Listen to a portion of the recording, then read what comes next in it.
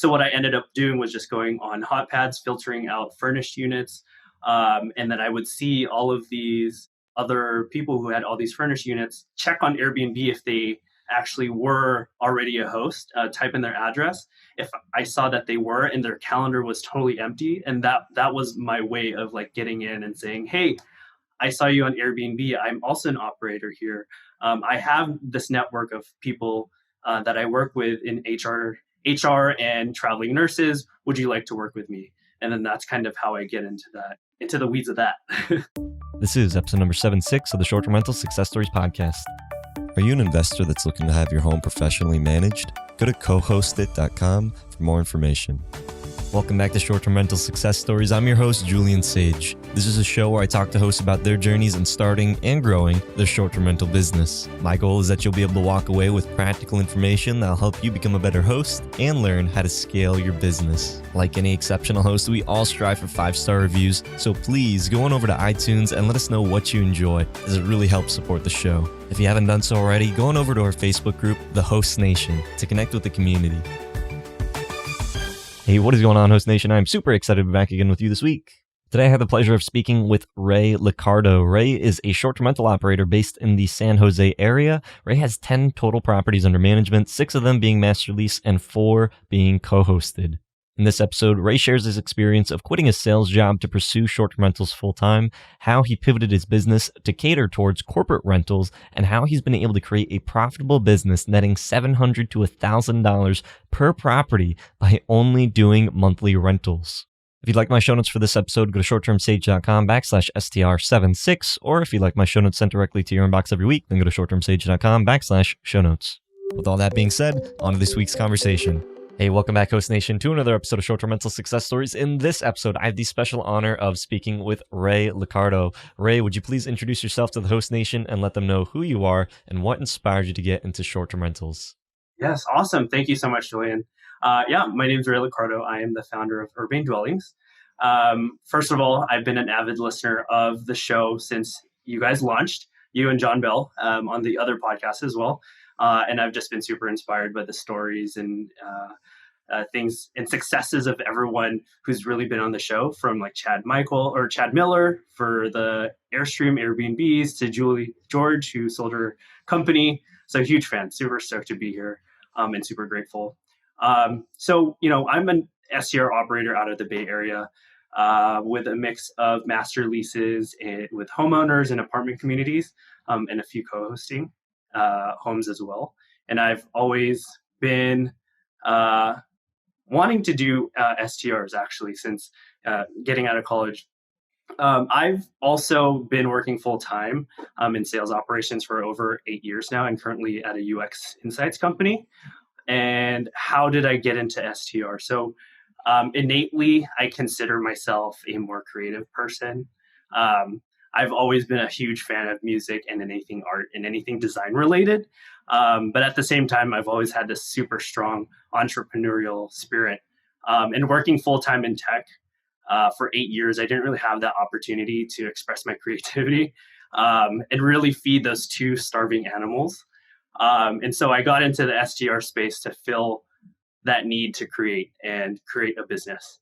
And the first thing that really came to mind was to design a space and rent it out on Airbnb. And so in my research, I did a quick, simple search on Google for ways to create passive income on Airbnb. And I came across a course for that by someone who I now consider a good friend of mine. So shout out to Sam, who might be listening to this later. And I took his course, learned the magic of master leasing, acquired my first master lease within, I think, a month of me completing the course back in 2018. So you're in this job and you're looking for a creative outlet. What about like Airbnb was first came to mind? Like, I don't think most people think like, hey, I need a way to be able to, express my creativity, and then I'm going to start an Airbnb. Those two don't usually come first. So how did that kind of come about? Yeah, well, so first I saw a lot of success from other friends that have been hosting on Airbnb who already owned houses. And they've designed their spaces the way that they wanted to do. do it, and I saw that they had the success in creating something amazing, and I felt that I could do the same thing. And so putting those two kind of just like meshed together, and it made sense to me.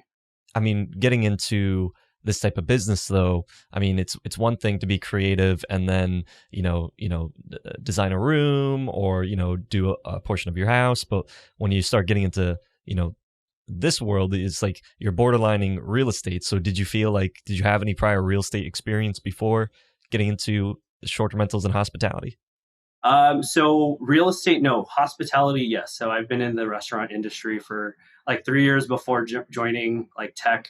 And so I've had that background in restaurant and serving people basically for 3 or 4 years. And I've always had the passion to get to know other people and get to know their stories, not just, in front of them serving, their food. But I now had that opportunity to do that as a host. So So what was that first that so you said, hey, I see that there's other people that they're able to make money. I'm able to be creative. I can make some money. So what was that next step after you went through that program? You learned what it is that you need to do. What was it actually going out and actually finding that first property? Did you do a master lease at first, or did you start managing properties through co-hosting?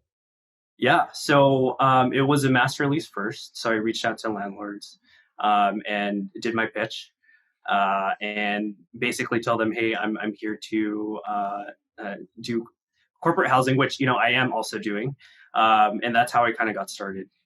And was it just that easy? It was just like the first person you knock on the door is like, Oh my "Hey, this is gosh! what I want." Oh Like, yeah, can you yeah. walk First us through person they walk us said yes.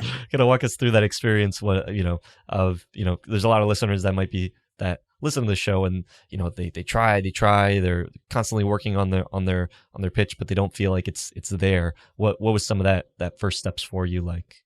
Yeah. Oh, it was tough. It was rough. There was a lot of, oh, what is this? Why are you even reaching out to me? Can we even do this? Is this allowed?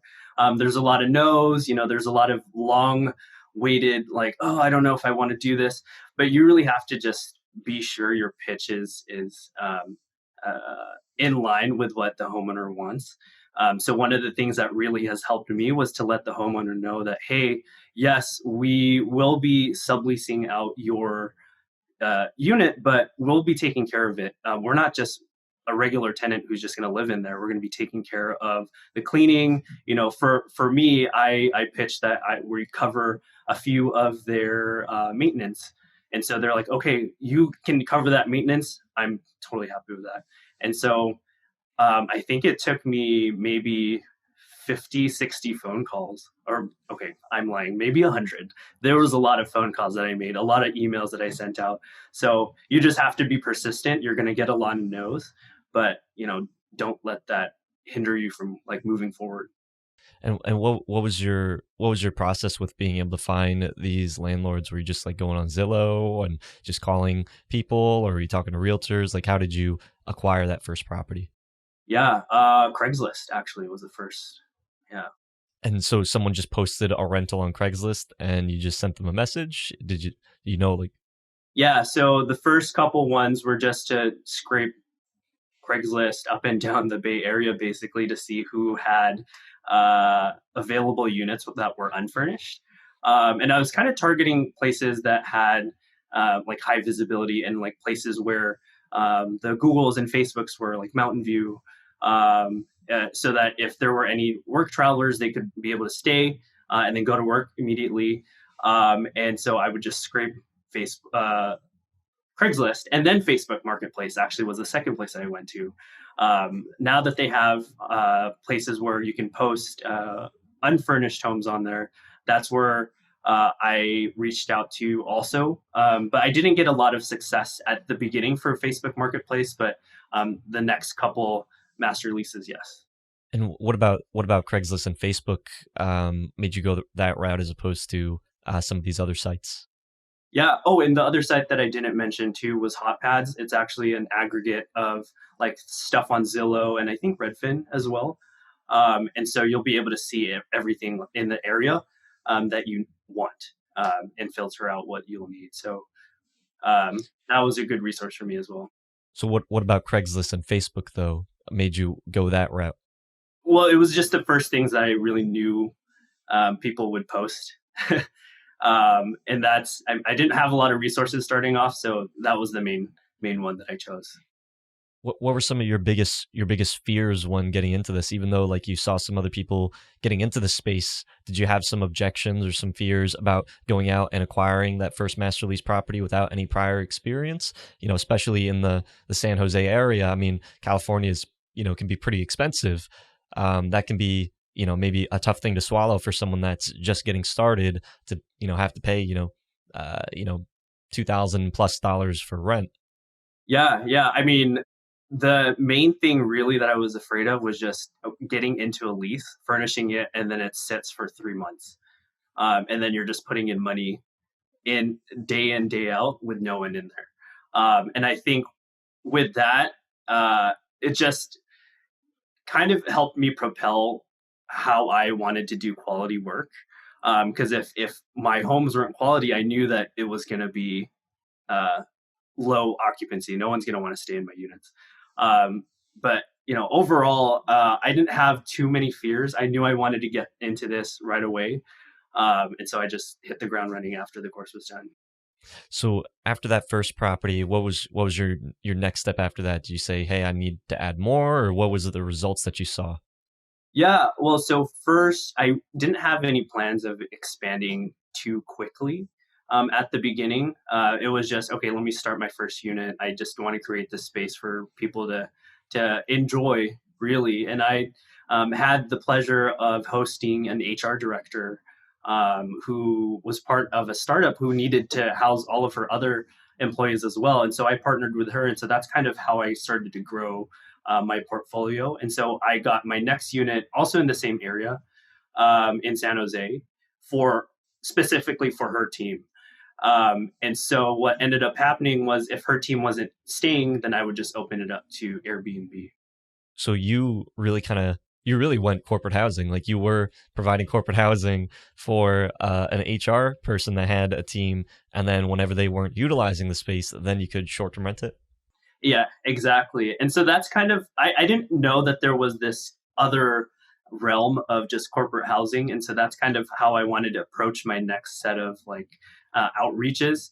So I scraped LinkedIn and other sources as well to just see, okay, who are the people around me that might need housing? So I would go on Facebook, or I'm sorry, LinkedIn, and search, okay, the HR directors in Facebook or LinkedIn, or startups in the area. Reach out to them on LinkedIn and say, hey, I have these offerings for you. Um, what do you say we work together? Or do you have a need for furnished housing in the future? And so that's kind of how I got into the corporate housing space. And how did that work? Were those HR people that you were scraping from LinkedIn find that like a reasonable like thing? Like someone just approaching them on LinkedIn saying like, "Hey, I've got houses for you. Do you want to work with us?" Yeah. Some There's a lot of those no's as well. When reaching out to landlords, when you're reaching out to anyone on LinkedIn or anywhere, most people don't like being sold to. So I kind of just ask questions to kind of get them going on what their needs are, and then if they don't align, I just ask, hey, could you send me the right person? But I think overall it was a little bit tough to reach out, like cold reach out. But once you kind of just start off with questioning and trying to find out who the right people to talk to, that's where I was able to get most of my success, was to just keep asking questions. And so you keep on asking these questions, and then they would say like, "Yeah, I am looking," or would they connect you to the company? Like how did that escalate once you were able to build that trust and that relationship from LinkedIn? Yeah, then they would send me to the owner of who basically would make the decisions for the rest of the team for travel. And then I would work with them either using like a long-term lease, and then they would just schedule when they need their folks to come in. And then we'd recycle them through. And then we just like invoice them on the back end. How much of your portfolio? So you've got about 10 units right now. How much of those are corporate with corporate clients? Right now, about half. Yeah. a little bit over half, right? Not just corporate clients, but right now after COVID-19 happened, it was more on the traveling nurses. So we've been hosting a lot of travel and nurse agencies as well, and so that's where a majority of our guests are from now.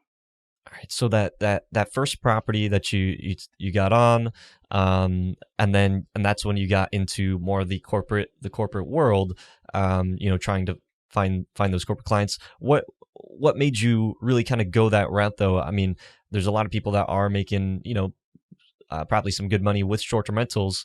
Why go the corporate route if it's not going to bring in as much profit?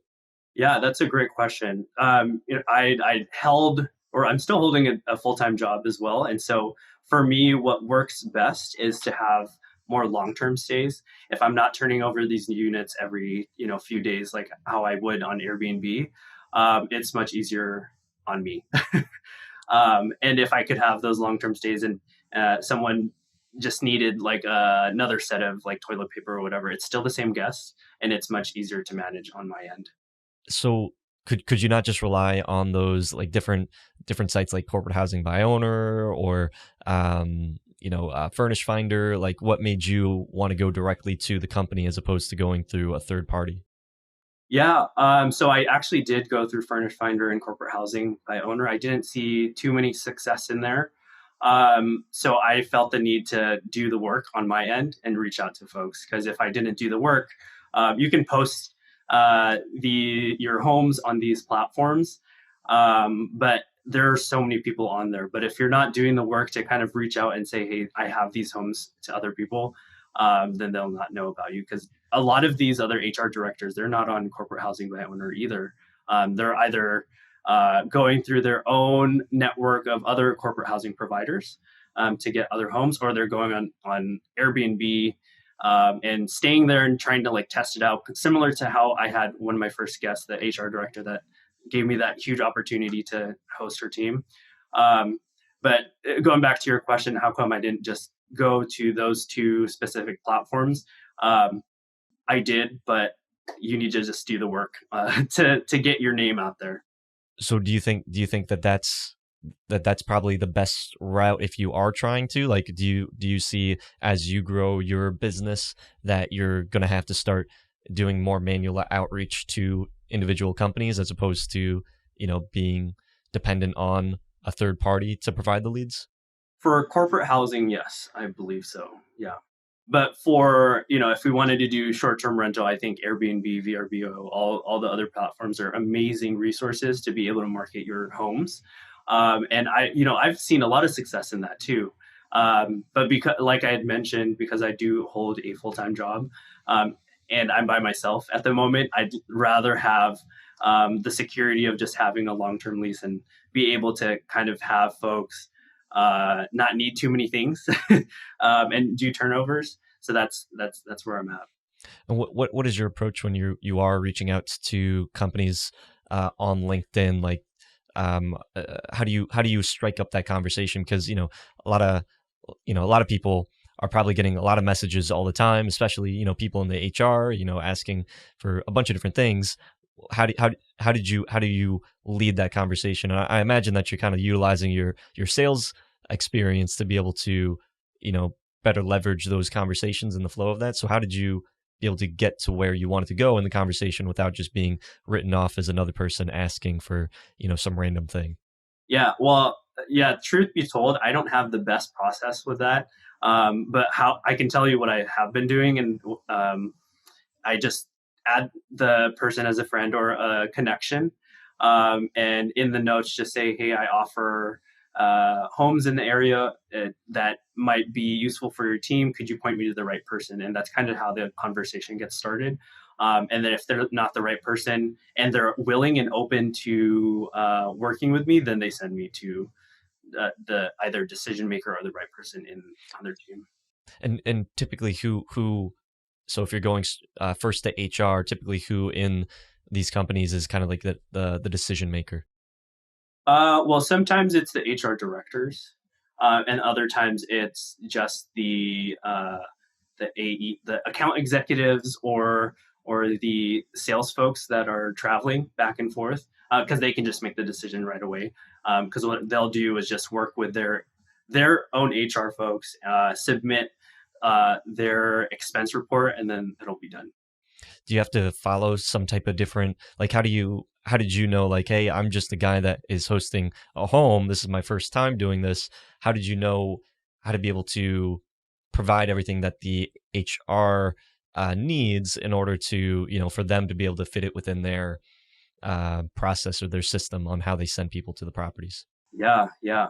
So I learned a lot from my first get, or not first guest, but that guest that I had, who helped me with the opportunity to host her team. So I asked her a lot of questions. So she was a good resource on how to get that process set up on the back end. So I'd be able to kind of scale it out to other folks who are looking for housing in like the corporate space. And what does that process look like? Yeah, sure. So, well, one is to get your W-2 or W-9 set up. You should be incorporated. That's one of the things as well that is important to them. And the main important thing is to be able to receive ACH and payments online. And what about for the lease? Are you utilizing your own, like a standard lease, or do you have like a specific type of lease that you need to be able to send them? Yeah, so we use our own lease, and we just use a standard lease that covers everything, to make sure that we're protected on our end as well. Nothing too crazy. It's just, hey, make sure that everything's clean at the end of your stay. All right. So you have this first property. You see that it's working well with corporate housing clients. And then when did things really start to pick up, and when did you say, like, hey, I can really make a business out of this? Yeah, yeah. I think on the second unit is when I saw a lot of success in that, because I used whatever profits that I got after doing the master leases and just turned around more units in the area. And now I had more homes to offer to the people that I was already currently working with. And then also with that, they had other referrals as well. So if they knew other HR directors, they would send them my way, and then we would help them. So it was really just like, hey, they need more people. Like, were you just communicating with them and saying, like, hey, do you need more properties? And then you went out and found them, or do you say, I'm going to find the properties and then I'll find the people? Yeah, the latter. Well, a mix of both. So it was, hey, do you have any homes in this area? I would say, okay, well, no, but we can definitely set it up for you. And once we got that going, I got two more in the Mountain View area, and that's kind of how it started growing from there. And because I couldn't get units turned around quickly enough, then that's when I actually got into the co-hosting model. Then I reached out to other Airbnb hosts who were posting on HotPads or Zillow for furnished units, because they didn't have the success on Airbnb like others did. So what I ended up doing was just going on HotPads, filtering out furnished units, and then I would see all of these other people who had all these furnished units, check on Airbnb if they actually were already a host, type in their address. If I saw that they were and their calendar was totally empty, and that was my way of like getting in and saying, hey, I saw you on Airbnb. I'm also an operator here. I have this network of people that I work with in HR and traveling nurses. Would you like to work with me? And then that's kind of how I get into that, into the weeds of that. Wow, that's a very unique strategy. Very unique strategy. So because of the need of you wanting to be able to supply housing for these companies, you went out and you said, hey, I'm going to try to find other operators that already have furnished units, because I can't get them up quick enough, just because of what? Because the process of finding these landlords and, setting up that relationship and then, furnishing them just took too long, and you just needed like a quicker result. Well, it was more capital, the lack of capital. So because I'm not funded by anyone else, it's just me, and so being able to set up another unit, like multiple units for what the company needs, isn't like doable for me. So that's where I needed to go search for all these other hosts or other furnished units. Well, how much were you spending per unit? Per unit, for furnishings and like all of the amenities and everything, probably like 7K per Okay. unit. And that's for a 1 or 2 bedroom? It's for 1 bedroom, One and it bedroom. depends in the area because the zip codes are a little bit different. So it ranges from like 5K to 7K. Hey, this is Julian, and I wanted to be able to give you our newest book, Airbnb Secrets Revealed: How to Build a Fortune on Airbnb Without Owning Property. In this book, we talk about the concepts of rental arbitrage investing as well as co-hosting and how you can build a business leveraging other people's properties. This book is perfect for the new short-term rental investor, and it's something that I wish that I had when I first started, as it would have saved me a lot of trouble and helped me to understand how to be able to leverage the power of short-term rental investing in your own real estate portfolio. If you'd like to get our newest book completely for free, go to shorttermsage.com/free book. Now, back to the show. So you would go onto HotPads and you'd find furnished rentals and verify if they were listed. What would make them want to have you co-host their property as opposed to, you just referring them business? Like, why would they give up a much larger percentage of their bookings for you to be able to manage the properties yourself? Yeah. I think a lot of the times too, these homeowners have other jobs as well, and they don't want to be spending too much time handling the day to day. And I was okay taking that on because I already had a process on the back end. Because I do have a channel manager that I work with to get these auto messages out to the guests, and so I already have that process.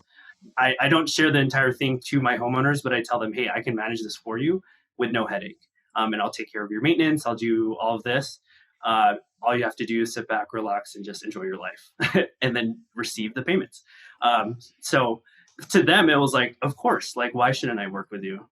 So were you reaching out to people that were previously successful, or are these people that they weren't really professionals, they didn't really know what they were doing, they maybe were overpriced, or you saw that, there was some type of gap there, something that they were missing, and those are the people that you were going after? Or were you going after people that were already kind of established and, just allowing, trying to go in as a manager? Yeah, a mix of both. A few who were already established that's been hosting for a couple of years, but they didn't want to be a host anymore and they needed someone else to manage it. And then others were, okay, I this is new to me. I don't know what I'm doing. How can you help me? And then others was, I mean, it was a hard sell a little bit because they were already so established that they didn't feel that they needed anyone else. But then when I showed them the uh, opportunity of making more money, because sometimes they're not priced correctly, they're priced too little, and using the other tools that we have now available to us, to see what other people are charging, I showed them, okay, this is how much you can make with me, versus like now what you're charging. And so there's just a lot of other different varieties of how to approach it. Does that strategy really just kind of work in those particular areas? Because you said, like, prior to this recording, Mountain View, Los Altos area, it's a 2 month requirement. So, 2 month minimum is what people have to stay, correct? Yes, yeah. Or that's a 2 month maximum is how much you can have in short term stays. Gotcha. And so if you have more than that, then you'll get fined. So that's kind of my approach there in those zip codes like Mountain View and Los Altos, is to tell them, hey, we can actually get you longer term stays here. We don't have to be stuck in that 60-day restriction, and we can still make you money. So a lot of these people were listing their properties on Airbnb thinking like, hey, I'm just going to be able to put it on there and people are going to book for, month-long stays because I can only do this, short-term rent for a small time period, but they would list it and then they would just get no traction. So what you were going in is you were saying, hey, you're not getting anything right now. Let me connect you with these corporate clients that I'm working with, and then, I'll be able to, you get your cut, and then they'll be able to, actually make some money instead of, potentially just losing money. Exactly. Yeah, that's exactly it. And they're not seeing success on Airbnb, so that's how they got to posting on HotPads or Zillow, right? And so that's kind of like my first indication of they're not being successful right now in their current strategy. So how can I now help them? Wow. Okay, so then you started reaching out to other clients, other hosts, and building up your co-hosting business. And at which point was it like, okay, like I need to quit my job? Because I think, and you said that you actually said like, you left your job at some point, but more recently you came back. Yeah, yeah. So I probably quit my job back in November of last year, wanting to do this full time because I really wanted to grow the business to 10 more units because I did have an investor who was really interested in the business model and getting other units with apartment communities. And because I've already been incorporated and I have, the main thing also to work with apartment communities is to have good business credit because they do have to look at your background. So if you don't want to just work with homeowners and you want to get into more of like corporate apartments, then you do have to get incorporated in the business credit. So because I had that, the investor was very happy to be able to work with me to get 10 more units, and then he would just get a cut from it. But because this whole pandemic happened, a lot of people think, oh, it happened in March, April. I think for a lot of us folks in the SDR business, we started seeing it in February, like the very beginning of February, and that's where all the cancellations started happening because a lot of my current guests or guests who were about to come from like Europe coming in for like a convention, they canceled their entire stay because it was like 2 or 3 months of revenue that they canceled, and that's kind of what led me to say, okay, let's just stop and hold for now. And then once this kind of, dies down, then we can think about like growing again. So you left your job because you were anticipating some really good growth, and then February comes, COVID happens, and how did you make it through that time? What was some of the struggles and things that you had to face along the way? Yeah. Well, so I want to approach the whole pandemic more in like a positive light. Instead of having, this huge, obviously there was a huge shock to me. I'm like, oh my gosh, how am I going to be able to survive with no reservations? Because that was my fear from the very beginning. Like, I'm going to set up these units that are going to be empty for 3 months, 4 months. What am I going to do? I'm just going to lose out money. But after that first initial shock kind of wore away, that's when I knew, okay, let me just take a step back and look at like my all of my operational inefficiencies and fix what is needed to be fixed. And so I took this opportunity to kind of just hold off because nature basically slammed the brakes super hard on everything. And so because I was growing so quickly, also, I wanted to make sure I had a really good base for when things started to pick back up again. And so that's why I wanted to kind of take that time to plan a new regrowth of structure. But how did you actually make it out of that time? Because it's important to definitely optimize your business, but if you have 6 master lease units, that's six rental payments that are all coming due. Was it because of like how did you make it through that time if everybody was pulling their reservations, canceling, people aren't traveling? What did you do to be able to survive that time? Yeah, that's an awesome question. It was tough. I mean, I did have a month where it was for two of my units that were unbooked, and it was just sitting there. So what I ended up doing was to reach out to the homeowners and just let them know, hey, this is what's happening. This is what we're going through right now. How can we work together as partners? Because I do see my homeowners as partners and not just like clients that I work with. And so I think just building that relationship with them and being upfront on how we can like move forward, because at the end of the day, they're also a person. They're needing help from these units. They got these homes because it was an opportunity for them to invest something. So you just need to work with them and just be super upfront. And then that's kind of, I mean, I don't think we're really out of it yet. But another way that I was able to combat and get out of the hole really was to host and reach out to traveling nurses and their agencies and whoever they booked with. And so I had to switch from corporate housing to more on the medical traveling industry. So you said that you were talking to the agencies that traveling nurses worked with. Are you saying that you kind of went around those third party sites like Furnish Finder to go to the source? Yeah, exactly. So I did get two folks, like respiratory therapists and nurses that stayed at a few of our homes, and I just reached out to them and told them. Well, after they came to stay, I just asked them, "Hey, who's your HR manager? We think that there is some good relationships to be built here. Could you connect me with them?" And that's kind of how the conversation started. And so from that, you were actually able to connect to the HR for wherever those traveling nurses were from. And then you were able to start getting bookings directly from the agencies. Yeah, exactly. So instead of having the corporate partners, now it's the traveling nurse agencies. Wow. And so that's what's been keeping you occupied throughout this time is because of those agencies. Exactly. Yeah. Wow. So you really are more like a corporate housing company at this point. Yeah, yeah, Because yeah. I would consider myself as one. Yeah, but I still am like an Airbnb operator at heart because that's where obviously I came from. And I love meeting the people who are on Airbnb, and that's kind of the main reason why I started, was to be able, well, one, to create that space, but also to build like relationships right. with other people and network.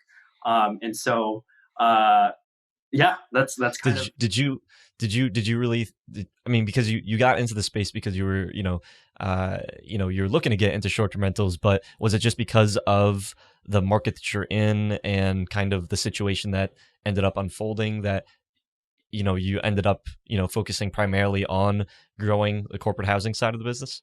Yeah. Initially, right, it was just for me to create a space, but then I saw this whole other side of an opportunity that I can reach out to be able to grow this business that I didn't know existed. So I kind of switched it out a little bit, but I was still able to design spaces for other people that they enjoyed. So, I really love what I'm doing, so I'm very excited about it. Did it live up to that expectation that you kind of had in mind, like being able to be creative, or did you getting into this business and some of the challenges and roadblocks that you face, whether with like regulations or trying to grow, during that grow and also dealing with regulation or the with COVID happening and all those bookings canceling, do you think that it was a smart move on your part, or do you feel like it was outside of what maybe you were expecting to be able to do? Yeah, well, when I was getting cancellations right and left, I was thinking, what the heck did I get myself into? What am I doing here? Um, but again, after that first initial shock, I think you just have to work through the pain. Um, and I think you'll really like this quote. And I'm quoting another podcast, from this because you have a background in Coast Guard. But what really helped motivate me was to hear that smooth seas don't make a great captain. So you just have to keep going. If it's rocky oceans, like just deal with it and grow from what you need from this huge wave. You just have to recover somehow. I love that quote. I love that quote. And it really is, I think this time really shapes people. It really shaped you. And I think what you were doing though, and just because of the situation that you were in, you're growing that corporate housing database, you're growing those clientele lists that, it just was the most logical step. It was just like, oh, I'm already doing it. So it's just like, now I'm just going to switch my client from, business to traveling nurses. And even with your co-hosted clients, that's who you've been filling your properties with, is with your traveling nurses. Yeah, yeah. Mostly with the traveling nurses and travel. Well, let's say traveling medical professionals because it's not all nurses. But yeah, most of it is from there right now. But now that things are picking back up a little bit on Airbnb, there's a lot of like local folks that are, um, you know, getting cabin fever. I feel like, and I'm getting a lot of inquiries after the calendar that's already open, in September, October, and those are already filling up on the Airbnb side. So I feel like there might be a little bit of a switch outside of the traveling nurses, but obviously right now where my focus is also just morally is more to be able to host these nurses because they've been doing so many awesome things for us during this time, and they deserve it. Do you have a preference for the type of client that you host? Do you enjoy the short-term rentals aspect more, or the short-term rental guests, or the growing the corporate housing company and those types of clients? Yeah, I really enjoy the short term rental guests more for this time. I mean, everyone is great. I mean, I've had my bad eggs in the corporate housing space, and so I think that's where. So if someone gets hired, they do a background check and everything, but it's there's no like real screening of how amazing the guest is going to be. It's more okay. I have this. I now have this client that I need a house for. Can you host them? Of course, I'm going to say yes because they did their background check. But on Airbnb, one of my strategies too to screen out any guests is to tell them, hey, thanks for booking, obviously, or inquiring. Can you let me know who's staying? What your purpose of the stay is? So that's where I kind of weed out all the party goers and whatnot, and I get the people who actually want to stay at the unit for professional purpose. But yeah, just to go back to your question and answer it, yes, I enjoy short-term rental guests more. What as far as profit goes, is there a higher profit for corporate clients? Because for short-term rental operators, when you're typically when you're hosting a corporate client, it's not going to be as high of a return. And if you're already spending a good amount on rent, you're already paying the market rent. So if you're going to be hosting someone else, is there enough profit there for you to be able to realize that it makes it worth it? Oh yeah, absolutely. So actually, it's kind of half and half. After the pandemic kind of hit us, all the prices just went down, and then we had to kind of go to what the market was dictating for us. Because I'm sure you've seen this as well. A lot of homes were just being booked under like what unfurnished units were. So if it was like a $1,200 home, but yeah, then they would just be booking it 1,200, and you're already losing on that profit because now one, you have to pay for gas, utilities, whatever. But then that was kind of like, okay, that's my first initial strategy to get that in there, so I stopped the bleeding. But I think overall, like before the pandemic hit, for corporate housing, there was actually a lot of good return on that because we could charge 180 to $200 a night for just a one bedroom. And so that would already make up everything that we're paying for in leases.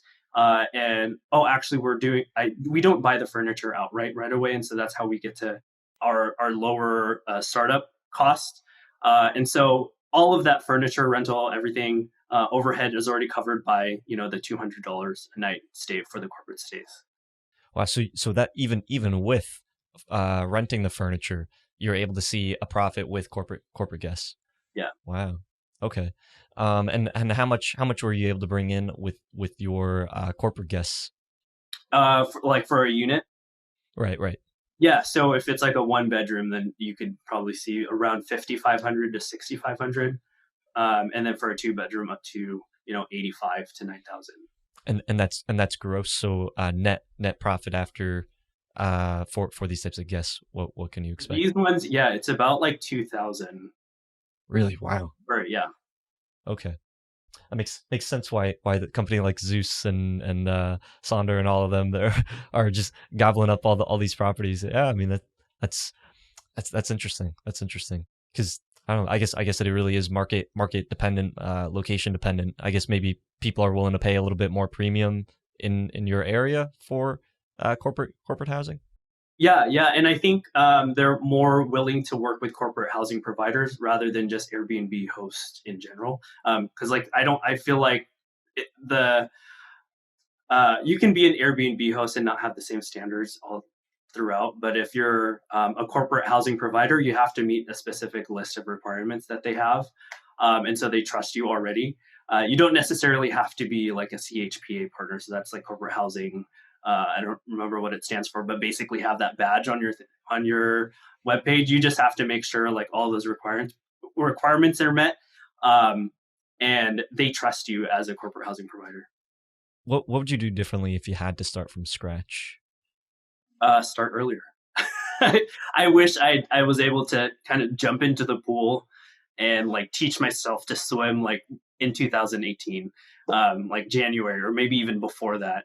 Um, but I think the real thing that I feel like I should have started off with was the co-hosting model. I wish I knew I had the opportunity to kind of get uh, into the space doing co-hosting first, because you don't really need money to start that.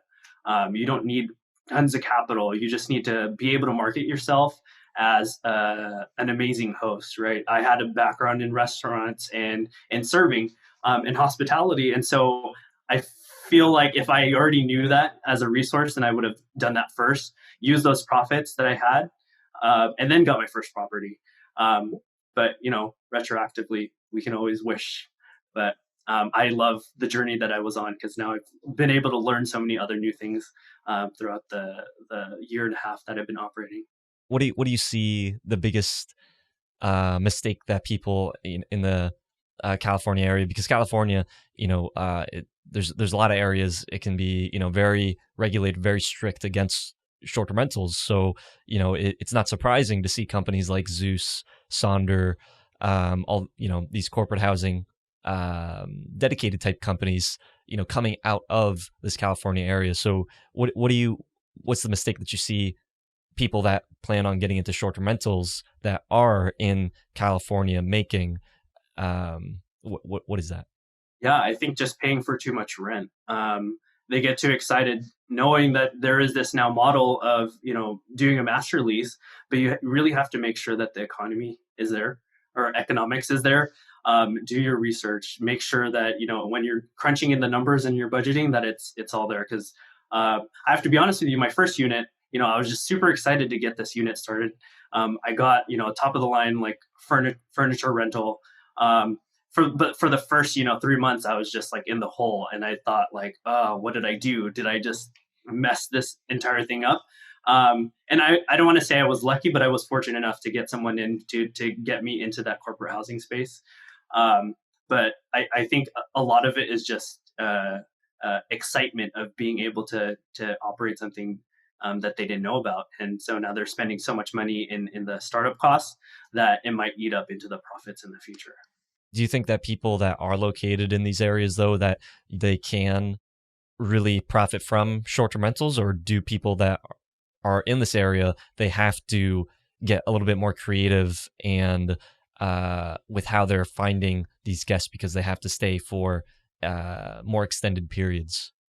Yeah, you'd have to get creative, especially with the regulations in place. So, San Francisco, Mountain View, anything that's up in the peninsula, then that's where you really do have to, do all of the research on your own on how to really expand out your offerings to other people, like corporate housing spaces, because you are only restricted to that amount of days. I'm okay. I don't want to say like you should do it and like not get caught, but there are people who are doing it, but it's always safe to just follow the regulations until everything kind of like levels out and people are more adopting of the idea of short-term rentals. So for you, do you think that it is that this is a model that many people can really do well, or is it something where it's like you're going to have to go and talk to HRs, you're going to have to go on LinkedIn, you're going to have to set up these relationships, or can people just list their properties on Airbnb, Furnish Finder, Corporate Housing by Owner, and then be able to fill their places? Yeah, I think folks can absolutely do that. If you're a homeowner, you'll have an easier way because you already have a home to furnish and rent it out. But if you're an operator that doesn't have a lot of capital to start off with, it might be a little bit of a challenge, especially in this area. But if you are diligently looking and searching for the right kind of deals, that then you could be really successful. And also, I think a lot of the things that, or a lot of what's happening now, because I've seen this in my own prospecting at the very beginning, was I didn't realize that I could negotiate my rent to people, or like negotiate different sorts of concessions with the apartment communities. And so, after listening to the other podcast with you and John Bell, like there's a lot of other things that you can get creative with to be able to keep your startup costs low and get your profits going, because you don't always have to pay the security deposit, 2 times the rent, whatever. You just think outside of the box and get your resources in line, listen to podcasts, go on Airbnb forums, go on Reddit, go on wherever you can to just learn, because this is a self-learning sort of business, and not everyone's going to tell you the right thing. And so you just have to take it for what it is and just get all the learning together and formulate your own process. And what's a question that you would ask someone that is maybe at a similar level than you, or maybe that next step? What type of question would you ask them? Yeah, that's a great question. Let me think about that. Where are you saving money right now? is where I'd like to know, especially in this area. And where are you seeing the most success? And saving money in what regards? Do you feel that you're overspending in certain ares? Yeah, so like amenities, are there specific amenities that